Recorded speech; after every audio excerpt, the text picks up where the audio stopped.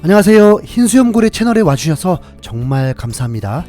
맨시티전 이후 4일 만에 치러진 유로파리그 4차전 루도고레츠와의 홈경기에서 토트넘이 4대0 대승을 거두며 조 1위로 올라섰습니다.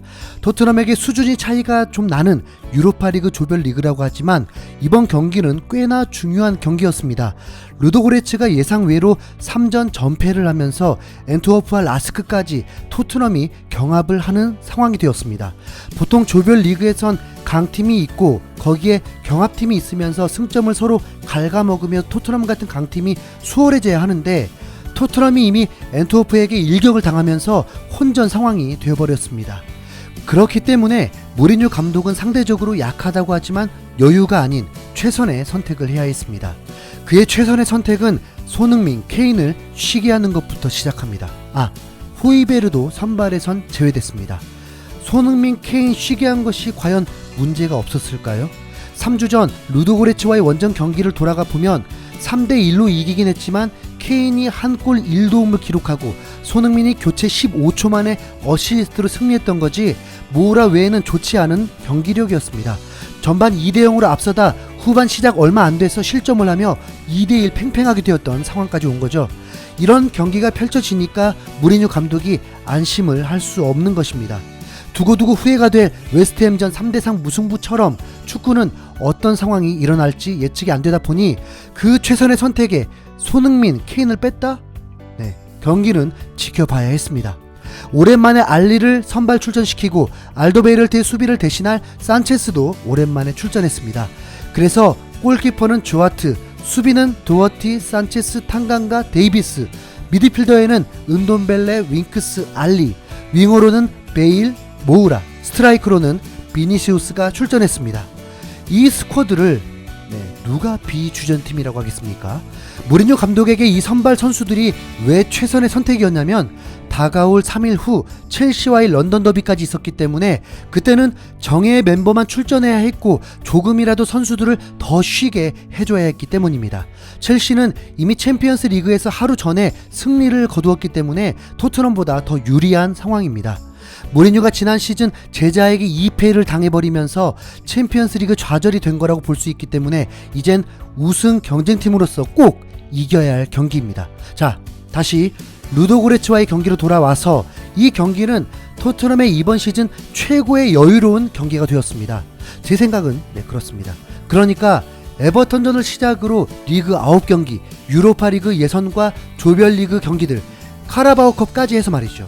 이번 시즌 최대 많은 골은 마카이 하이파 이스라엘 팀과의 경기에서 7골이 나왔지만 그 경기는 케인이 전반 1분 만에 골을 넣고도 약체팀에게 전반 17분 동점골을 허용하면서 불안감을 주었습니다.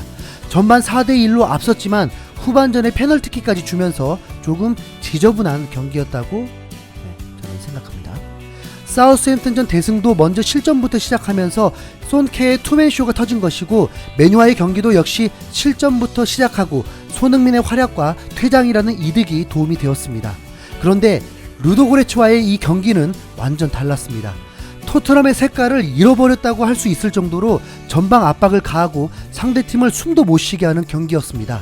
초반에는 조금 답답한 느낌이 있었지만 전반 16분 알리부터 시작된 중앙에서 찬스가 생기면서 비니시우스가 완벽한 골키퍼와 1대1에서 깔끔하게 골을 성공시켰습니다. 여기서 강조하고 싶은 건 알리로부터 시작했다는 것입니다. 토트넘에선 알리까지 살아난다면 정말 어떤 클럽보다도 미드필더 최고의 경쟁팀이 될 것입니다. 알리는 전반전에는 최고의 활약을 펼쳤습니다. 특히 알리는 전반 33분에 은돈벨레의 개인기로 중거리 슈팅이 나오고 알리가 골문 근처에서 기회가 왔는데 그 상황에서 센스있게 비니시우스에게 패스를 하며 골을 도왔습니다.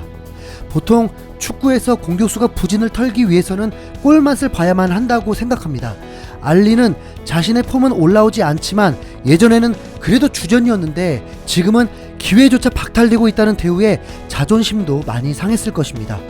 이적설도 돌았지만 모든 게 자신의 탓이라며 리그가 휴식기를 가질 때 홀로 열심히 훈련을 했습니다. 오랜만에 경기에 나왔고 자신의 입지의 불안감까지 해소하려면 그 상황에선 웬만해선 슈팅을 하지 않을까요? 하지만 알리는 팀을 생각했습니다. 이런 알리의 활약에 팬들도 극찬을 했습니다. 델레를 진짜 알아줘야 돼. 델레는 그 골이 진짜 필요했지만 안전하게 패스해야 된다는 결정을 한 거잖아. 계속해 델리, 우리의 새로운 스트라이커와 얼마나 대단한 듀오를 이룰지 한번 보자고. 델리는 어시스트로, 무리뉴는 그걸 노트에 적어야 됨. 알리가 일을 제대로 하는 중. 은돈벨레와 델렉의 영광을. 델리는 골 쉽게 넣을 수 있었지만 양보한 거야. 델리는 진짜 너무 이기적이지 않아서 패스했어. 우리 진짜 팀답게 플레이하는 중. 판타스틱한 은돈벨레, 그리고 두 번째로 델리에서 비니로의 좋은 볼이었어. 무리뉴에게 델리를 첼시로 안 보낼 수 있는 이유로 이 골이 충분했으면. 맙소사, 델리 진짜 잘했어. 델리에게 영광을. 무리뉴 감독도 전반전만큼은 알리를 칭찬했습니다. 토트넘은 전반전을 2대0으로 마쳤습니다. 고무적인 것은 루도고레츠는 슈팅 자체가 없었습니다. 그로 인해서 조아트는 거의 카메라에 잡히지도 않았습니다. 경기 내용이 워낙 좋았다 보니 염려조차 되지 않았습니다. 얼마나 많은 골이 나올까만 기대가 됐죠. 하지만 후반전 약 20분 동안 골이 나오지 않고 분명 조금 느슨해졌는데, 여기서 이번 경기 가장 화제가 될 골이 나오게 됩니다. 아니, 패스가 나오게 됩니다. 윙크스가 요 지점에서 볼을 잡고 루도고레츠의 수비가 올라온 상황에서 베일이 반대쪽에 보이자 눈까지 마주치며 킥을 했습니다. 자, 그 볼이 곡선을 그리더니 베일은 갑자기 가다가 멈춰버렸습니다. 아이고, 그 볼이 골키퍼를 넘어서 골망을 흔들어 버린 것입니다. 이게 뭐죠? 윙크스가 골을 넣었습니다. 자, 그렇다면 여기서 윙크스는 페이크를 한 슈팅인 것이냐, 아니면 너무 어이없는 패스 미스였던 것이냐로 궁금증이 생기는데, 그건 패스였다고 하네요. 토트넘 팬들의 그 상황에서 일어난 반응입니다. 윙크스가 마침내 돌아왔어. 나의 선수 윙크스가 마침내 골 넣었는데 의도적이지 않았음. 뭐? 윙크스? 데이비스 도움으로? 케인과 윙크스 둘 다 해리라는 이름을 가지고 있고 둘 다 중앙에서 말도 안 되는 골을 넣었네. 윙크스 이 선수는 더 슈팅해야 돼. 어휴. 와, 윙크스가 넣은 골이라니 멋있어. 난 믿을 수가 없어. 대체 어디서 튀어나온 거야? 젠장, 내가 방금 뭘 본 거지? 내가 본 골 중 가장 판타스틱했음. 하하, 윙크스는 공 찼을 때 베일을 보고 있었어. 말이 안 나와. 대체 저건 뭐였던 거야? 죽여주는 골과 괜찮은 드라이빙, 윙크스의 퍼포먼스가 기대되네. 완벽하게 베일을 보고 있었음. 경기 때 윙크스의 해맑은 표정은 어떤 의미인지 알 수 없었지만 경기를 마친 후 솔직하게 얘기했습니다. 후반 27분에는 모우라의 골까지 나오면서 4대0으로 앞서자 이젠 고딩 선수들까지 출전시키며 여유를 부렸습니다. 그리고 토트넘은 아무 위기 없이 승점 3점을 갖게 되었습니다. 이런 표현 정말 오랜만이네요.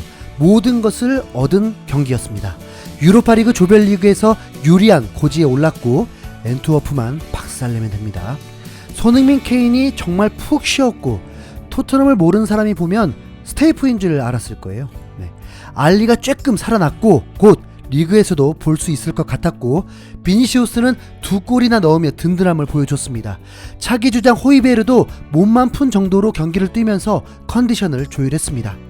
로즈를 쫓아낸 장본인과도 같은 탕강가도 스쿼드에 들어오면서 흠잡을 것 없는 활약을 보여줬습니다. 자, 이제 새로운 판이 짜여져야 합니다. 첼시 무조건 서력해야 되잖아요. 2018-2019 시즌에서는 손흥민이 원더골을 넣으면서 3대1로 이기기도 했지만 그 다음 내리 3경기를 패배해야만 했습니다.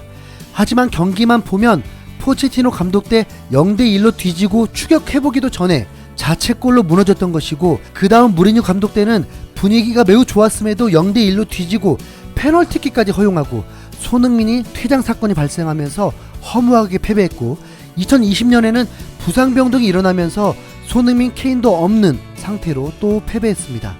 하지만 이번엔 다르잖아요. 알더베이럴트가 출전할 수 없는 아쉬움은 있지만 현재 리그 1위를 달리고 있는 최정예 멤버를 데리고 첼시 경기장으로 가게 됩니다. 이미 카라바오컵에서 승부차기로 한번 눌러버린 적이 있으니 이어서 손흥민의 대활약과 더불어 멋지게 영국 전역에 헤드라인 장식해주길 바래봅니다. 토트넘 파이팅!